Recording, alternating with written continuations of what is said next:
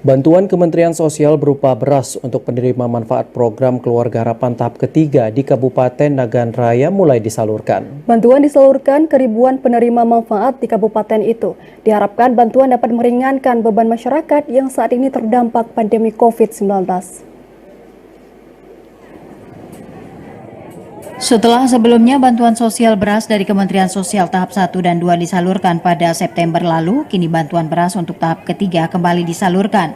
Penyaluran dilakukan oleh SDM PKH Nagan Raya di tiap kecamatan di wilayah ini. Penerima bantuan merupakan warga yang terdaftar sebagai penerima manfaat PKH. Bantuan bertujuan guna meringankan beban penerima manfaat PKH yang saat ini ekonomi mereka terdampak pandemi COVID-19 di Nagan Raya. Di Kabupaten Nagan Raya, jumlah penerima bantuan beras sebanyak 7.245 orang.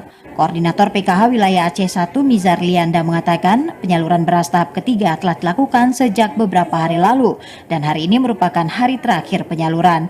Penyaluran dilakukan di beberapa titik lokasi di masing-masing kecamatan dengan tetap menerapkan protokol kesehatan. Untuk hari ini di titik Alubudi ini ada 1.945 KPM PKH yang akan menerima bantuan sosial beras. Diharapkan bantuan ini dapat meringankan beban masyarakat penerima manfaat PKH yang saat ini ekonomi mereka terdampak COVID-19. Dari Nagan Raya, Aziz Saputra, TVRI Aceh melaporkan.